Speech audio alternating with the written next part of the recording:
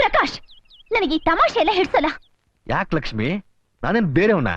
Y, ಮದುವೆ ವಿಚಾರ ತೆಗೆದ್ರೆ ಎಗರಾಡ್ತೀಯಾ, ಸಮುದ್ರಕ್ಕೆ ಬೀಳ್ತೀನಿ ಅಂದ್ರೆ ಬಿತ್ತು ಸಾಯಿ ಅಂತೀಯಾ? ನೋಡು, ಇನ್ಮೇಲೆ ಹಾಗೆಲ್ಲ ಮಾಡೋಕ್ಕಾಗಲ್ಲ. ಯಾಕೆಂದ್ರೆ ನಿನ್ ಮದುವೆ ಆಗ್ಬೇಕು ಅಂತ ಸೀರಿಯಸ್ ಆಗಿ ಡಿಸೈಡ್ ಮಾಡಿದ್ದೀನಿ. ಆ ವಿಷಯ ಎತ್ತಬೇಡ ಅಂತ ನಾನು ನಿನಗೆ ಎಷ್ಟು ಸಲ ಹೇಳಿದ್ದೀನಿ. ನೀನು ನನ್ನ ಮಾವನ್ ಮಗಳಲ್ವಾ, ಅದಕ್ಕೆ ಇನ್ಮೇಲೆ ನಿನ್ನ ಆಟ ಎಲ್ಲ ನಡೆಯಲ್ಲ. ಸಮುದ್ರಕ್ಕೆ ಬೀಳೋದಾದ್ರೆ ಇಬ್ರು ಒಟ್ಟಿಗೆ ಬೀಳೋಣ.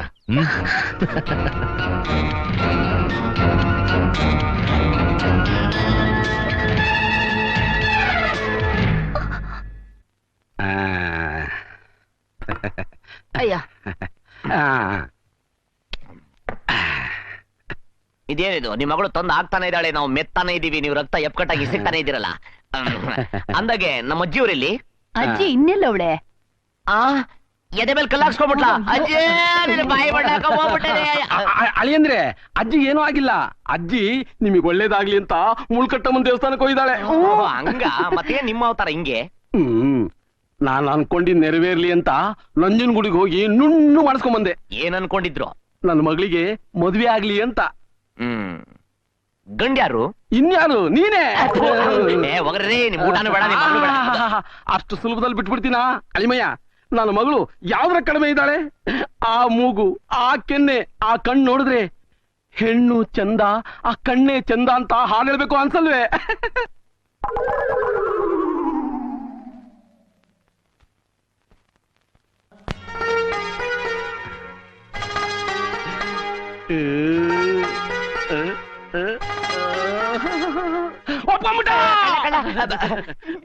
ನಾನೆಲ್ಲ ಒಪ್ಕೊಂಡೆ, ಕವಿತಾ ಬರೆಯೋ ಕನ್ಸ್ ಕಾಣ್ತಾ ಇದ್ದೆ. ನೀನ್ ಕವಿತೆ ಬೇರೆ ಬರೀತೀಯಾ? ಯಾವಾಗ್ಲೂ ಇಲ್ಲ, ಗೋವಾ ಬೀಚ್ ಅಲ್ಲಿ ಪೆನ್ನಿ ಹೊಡಿಬೇಕಾದ್ರೆ ಬರೀತೀನಿ. ಪೆನ್ನಿ ಕುಡಿತೀಯಾ? ಯಾವಾಗ್ಲೂ ಇಲ್ಲ, ಗಾಂಜಾ ಗೀಜಾ ಸೇರ್ಬೇಕಾದ್ರೆ. ಗಾಂಜಾನು ಹೊಡಿತೀಯಾ? ಅದು ಯಾವಾಗ್ಲೂ ಇಲ್ಲ, ಫಾರಿನ್ ಫಿಗರ್ ಬಂದಾಗ ಸ್ಪೆಷಲ್ ಎಫೆಕ್ಟ್ ವರ್ಕೌಟ್ ಮಾಡಕ್ಕೆ ಸೇರ್ತಾ ಇರ್ತೀವಿ. ನಿನಗೆ ಸ್ಪೆಷಲ್ ಎಫೆಕ್ಟ್ ಬೇರೆ ಇದೆಯಾ ನಿನಗೆ? ಇನ್ನು ಏನೇನೋ ಇದೆ, ಅದಕ್ಕೆ ನಮ್ಮ ಅಪ್ಪ ಅಂದ ನಿನ್ ಕೆಟ್ಟ ಕೆರ ಹಿಡ್ದೋಗ್ಬಿಟ್ಟಿದ್ಯಾ, ಅದಕ್ಕೆ ನಿನ್ನಂತ ಬಕ್ರನ್ ಮಗಳನ್ನ ಕಟ್ಕೊಂಡ್ಬಿಡು ಅಂತ. ಈಗ ಇವಳ ಜೊತೆ ಮದುವೆ ಯಾವಾಗ ಅಂದ್ರೆ ರೆಡಿ ಆಗ್ಬಿಟ್ಟು. ಇಂತ ಕಲ್ಯಾಣ ಕೂಡ ನಿನಗೆ ನನ್ನ ಮಗಳನ್ನ ಕೊಟ್ರೆ ನೀನ್ ಬಗ್ಗು ಈ ತರ ಆಗ್ಬಿಡ್ತಾಳೆ. ನೀನ್ ಇನ್ನು ಸ್ವಲ್ಪ ತಿಲ್ಲಿದ್ರೆ ಗೋವಾ ಕಾಯಿಲೆಗಳೆಲ್ಲ ಬಂದು ಸೇರ್ಕೊಂಡ್ಬಿಡುತ್ತೆ. ಹೋಗ ಇಲ್ಲಿಂದ. ಮತ್ತೆ ಮದುವೆ ಹಬ್ಬ ಏನೋ ಸಂಬಂಧ ಅಂತ ಕ್ಯಾಚ್ ಮಾಡಕ್ ಹೋಗಿದ್ದೆ. ನನ್ನ ಮಗಳನ್ನೇನಾದ್ರು ಕೊಟ್ಟಿದ್ರೆ ನನ್ನ ಮಗಳು ಬಹಳ ಹಾಳಾಗಿ ಹೋಗ್ತಾ ಇತ್ತು. ಇನ್ನೆಲ್ಲ ಮಾವ ಅಂತ ಮಾವ.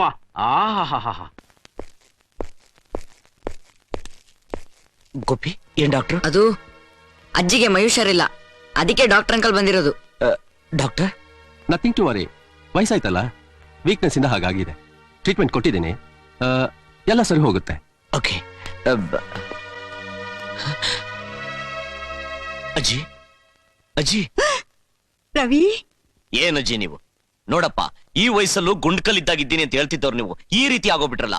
ಹೇಳಿ ಅಜ್ಜಿ, ಯಮ್ ಧರ್ಮ ನಿಮ್ಗೇನೋ ತೊಂದರೆ ಕೊಡ್ತಿದ್ದೇನ? ಒಂದ್ ವೇಳೆ ಅವ್ರೇನೋ ತೊಂದರೆ ಕೊಟ್ರೆ ಅವ್ರಪ್ಪ ವಿಧಿ ಹೇಳ್ಬಿಟ್ಟು ಅವ್ನು ರಿಪೇರಿ ಮಾಡಿಸ್ಬಿಡ್ತೀನಿ. ಏನ್ ಹೇಳ್ತೀಯೋ? ಏನ್ ನಲಿತ್ಯಾ ಅಜ್ಜಿ? ತಾತ ಬದುಕಿದ್ದಾಗ ಜೋಗ್ ಫಾಲ್ಸು ಯಾಣ ಅಂತ ವಾಕಿಂಗ್ ಮಾಡ್ತಿದ್ದೆ, ಈಗ ನೋಡಿದ್ರೆ ಈ ರೀತಿ ಆಗೋಗ್ಬಿಟ್ಟಿದ್ದಿಲ್ಲ. ಕೈ ಕೊಡು ನೋಡ್ತೀನಿ. ತಾತನ ಬಗ್ಗೆ ಏನಾದ್ರೂ ನಿನ್ಗೆ ಫೀಲಿಂಗ್ ಜ್ವರನಾ? ಕಳ್ಳಿ. ರವಿ, ನೀನೊಂದ್ ದಿವ್ಸ ಬರ್ಲಿಲ್ಲ ಅಂತಂದ್ರೆ ನಮ್ ಮನೇಲಿ ಎಷ್ಟು ಹೃದಯಗಳು ಕೊರಗ್ತವೆ ಗೊತ್ತಾ? ಏನಿಲ್ಲ ರವಿ, ನಮ್ ಲಕ್ಷ್ಮಿಗೆ ಇನ್ನೂ ಮದುವೆ ಆಗ್ಲಿಲ್ವಲ್ಲ ಅಂತ ಅಮ್ಮನಿಗೆ ಯೋಚನೆ. ಅದನ್ನ ನಿರ್ಧಾರ ಮಾಡೋಕೆ ನೀ ಬರ್ಲಿ ಅಂತ ಕಾಯ್ತಾ ಇದ್ವಿ. ಬಾ. ಯೋಚನೆ ಮಾಡ್ಬೇಡ ಅಜಯ್, ನಿಮ್ಮ ಮೊಮ್ಮಗಳ ಮದುವೆ ಆಗತ್ತೆ.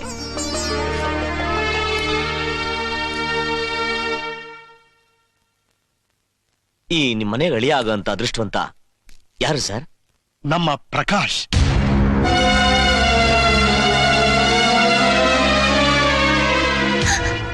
ಈಗ್ಲಾದ್ರೂ ಹೋಗಿ ಹೇಳು, ನನಗೆ ಮದುವೆ ಇಷ್ಟ ಇಲ್ಲ ಅಂತ. ಲಕ್ಷ್ಮಿ, ಸುಮಿತ್ರಾ. ರೀ, ಏನು? ಅವಳು ಒಂದು ಮಾತು ಕೇಳಿದ್ರೆ. ಸುಮಿತ್ರಾ, ಅವಳು ನನ್ನ ಮಗಳು ಕಣೆ. ಮದುವೆಗೆ ಮುಂಚೆ ಅವಳಿಗೆ ಏನು ಬೇಕು ಅಂತ ನಿರ್ಧಾರ ಮಾಡೋನು ನಾನು, ಆಮೇಲೆ ಅವಳ ಗಂಡ, ನಂತರ ಅವಳ ಮಗ.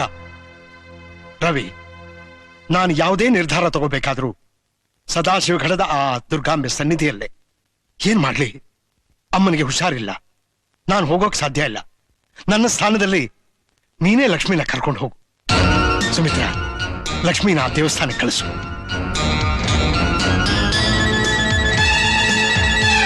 ರವಿ, ಪ್ರಕಾಶ್ಗೆ ನಿನ್ನಷ್ಟು ಸಂಸ್ಕಾರ ಇಲ್ಲ. ಆದರೂ ಕಷ್ಟಪಟ್ಟು ಮೇಲ್ ಬಂದವನು, ಮೇಲಾಗಿ ಸಂಬಂಧಿಕ. ನೀನು ನಮ್ಮ ಜಾತಿಯವನಾಗಿದ್ದಿದ್ರೆ ಆ ಕಥೆನೇ ಬೇರೆ ಇತ್ತು. ಏನ್ ಮಾಡೋದು, ಒಂದೊಂದ್ ಸರ್ತಿ ದೇವ್ರು ಎಂಥ ಅಡ್ಡಗೋಡೆ ಇಟ್ಬಿಡ್ತಾನಲ್ವಾ. ಲಕ್ಷ್ಮಿ, ರವಿ ಕರ್ಕೊಂಡು ಹೋಗಪ್ಪ.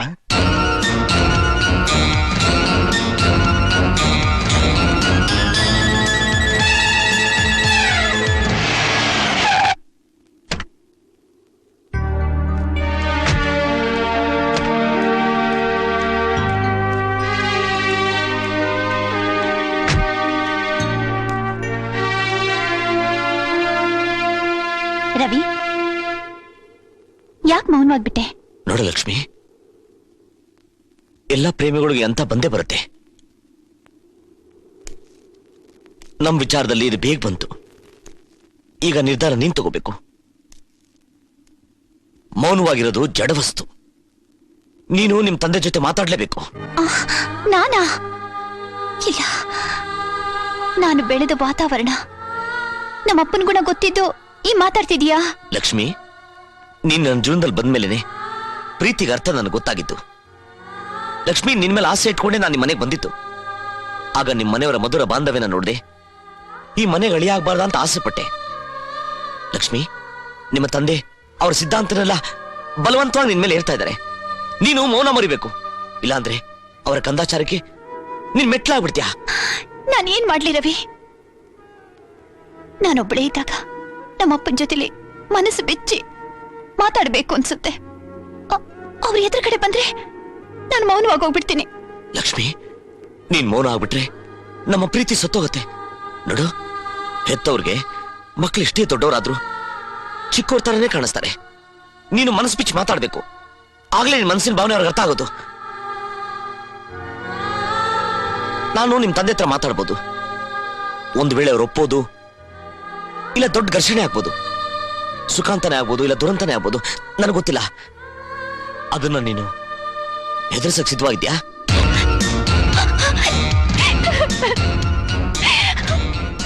ನೀನು ಅಳಬಾರ್ದು. ನೀನು ನನ್ನಲ್ಲಿದ್ಯಾ. ನೀನ್ ಹತ್ರೆ ನನ್ನ ಹೃದಯ ಅಳತೆ. ನೀನ್ ನನ್ನ ಸಿಕ್ಲಿಲ್ಲ ಅಂದ್ರೆ ನಾನು ಈ ಸಮುದ್ರದಲ್ಲಿ ರವಿ, ನೀ ನನಗ್ ಬೇಕು ರವಿ, ನೀ ನನಗ್ ಬೇಕು. ನೋಡು, ಅಲ್ಲೊಂದು ಅಪ್ಲಿಕೇಶನ್ ಫಾರ್ಮ್ ಇದೆ, ತೆಕ್ಕೊಡು. ಅಪ್ಲಿಕೇಶನ್ ಎಲ್ಲಿ ಸರ್? ಆ ಫೈಲ್ ನಲ್ಲಿ.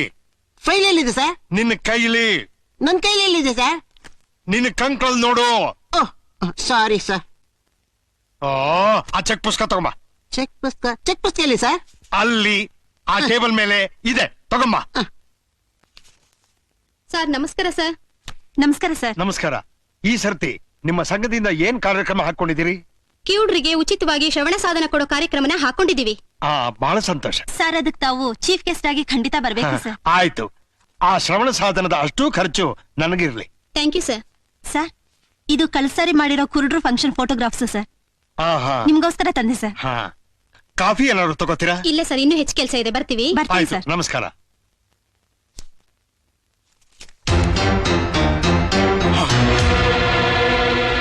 Sir, cheque. ಅನಂತು, ಈ ಫೋಟೋಲಿರೋದು ನಮ್ಮ ರವಿನೇ ತಾನೆ?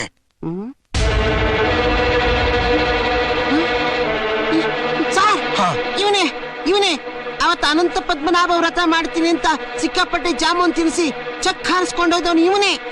ಆಮೇಲೆ ಹೊಸ ಗೆಟಪ್ ನಲ್ಲಿ ಬಂದು ಅದೇ ಚೆಕ್ ನ ನಿಮಗ್ ಕೊಟ್ಟವನು ಇವನೇ. ಅವ್ನು ನೋಡ್ದಾಗ್ಲಿಂದ ನಂಗೆ ಡೌಟ್ ಇತ್ತು ಸರ್, ಇವನ್ ಸಿಗಾಕೊಂಡ್ಬಿಟ್ಟ.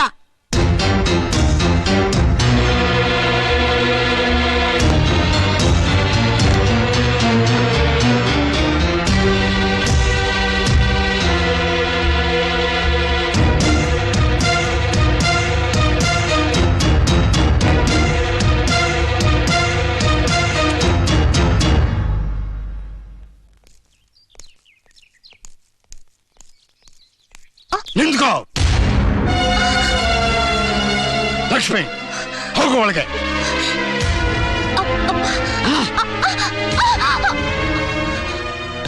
ಸರ್ ಮಾತಾಡಬೇಡ. ನನ್ನನ್ನ ನಮ್ಮ ಮನೇನ ಏನು ಅಂತ ತಿಳ್ಕೊಂಡೆ. ನಿನ್ನನ್ನ ಮೊದಲ ಸಲ ನೋಡಿದಾಗ ಈ ಕಾಲದಲ್ಲೂ ಇಂಥ ಮನುಷ್ಯ ಇದಾನ ಅಂತ ಆಶ್ಚರ್ಯಪಟ್ಟೆ. ನನ್ನ ಸರಿಸಮಾನವಾದ ವ್ಯಕ್ತಿ ಅಂತ ನಿನ್ನನ್ನ ಸ್ನೇಹಿತನಾಗಿ ಮಾಡಿಕೊಂಡೆ. ನಮ್ಮ ಅಮ್ಮ, ನನ್ನ ಹೆಂಡತಿ, ನನ್ನ ಮಗಳು ಎಲ್ಲ ನಿನ್ನ ಪ್ರೀತಿ ಮಾಡಿದ್ರು. ನಮ್ಮ ಮನೆಯಲ್ಲಿ ನೀನು ಒಬ್ಬ ಅಂತ ನಂಬಿಕೊಂಡಿದ್ರು. ಅಂಥ ನಂಬಿಕೆಗೆ ಯಾಕೆ ದ್ರೋಹ ಮಾಡಿದೆ? ಸರ್ ನಾನೇನಂತ ದ್ರೋಹ ಮಾಡಿದೆ ಸರ್? ಏನು ಮಾಡಿದ್ಯಾ?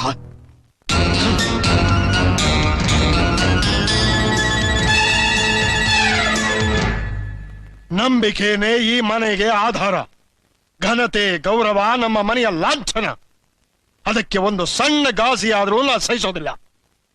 ಯಾವ ಉದ್ದೇಶ ಇಟ್ಕೊಂಡು ಈ ನಾಟಕ ಆಡ್ತಾ ಇದ್ಯಾ?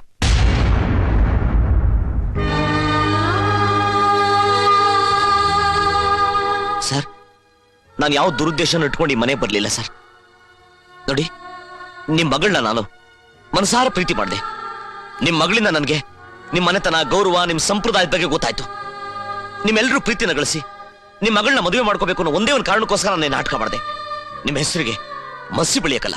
ಒಂದ್ ವೇಳೆ ನಾನು ಹಂಗಾಗಿದ್ರೆ ನಿಮ್ ಮಗಳನ್ನ ಕರ್ಕೊಂಡು ಯಾವತ್ತೂ ಮನೆ ಬಿಟ್ಟು ಹೋಗ್ಬೋದಾಯ್ತು. ಆದ್ರೆ ನಾನು ಹಂಗಲ್ಲ.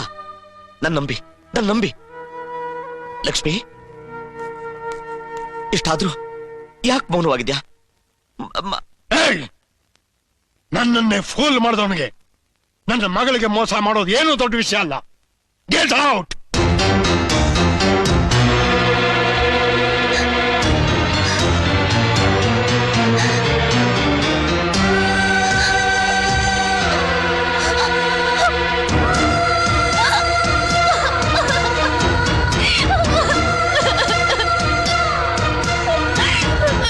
ನೋಡಿದ್ಯಾ ಸುಮಿತ್ರಾ, ಹೆಣ್ಣು ಮಗಳು ಅಂತಂದ್ರೆ ಮಡಿಲಲ್ಲಿ ಕಟ್ಕೊಂಡಿರೋ ಕೆಂಡ ಅಂತಾರೆ. ನಾವು ಹೂವಿನ ಹಾಗೆ ಸಾಕಿದ್ವಿ, ಇವಳು ಕೆಂಡ ಅಂತ ನಿಜ ಮಾಡ್ಬಿಟ್ಲು. ಎಷ್ಟು ಪ್ರೀತಿಯಿಂದ ಸಾಕಿದ್ವಿ, ಹೇಗೆಲ್ಲಾ ಬೆಳೆಸಿದ್ವಿ, ಏನೆಲ್ಲಾ ಕನಸು ಕಂಡ್ವಿ. ಆದ್ರೆ ಇವತ್ತು ಯಾವನೋ ಅಯೋಗ್ಯನ ಮಾತು ಕೇಳ್ಕೊಂಡು ನಮ್ಮಿಂದ ಎಲ್ಲ ಮುಚ್ಚಿಟ್ಟುಬಿಟ್ಲು. ಇಲ್ಲ, ನಾನು ದೊಡ್ಡ ತಪ್ಪು ಮಾಡ್ಬಿಟ್ಟೆ. ಇನ್ನಿವಳಿಗೆ ಬೇಗ ಮದುವೆ ಮಾಡಬೇಕು. ನೋಡು, ಇನ್ನು ಮೇಲೆ ಯಾವುದೇ ಕಾರಣಕ್ಕೂ ಇವಳು ಮನೆಯಿಂದ ಆಚೆಗೆ ಹೋಗಬಾರದು. ಆ ಜವಾಬ್ದಾರಿ ನಿಂದು.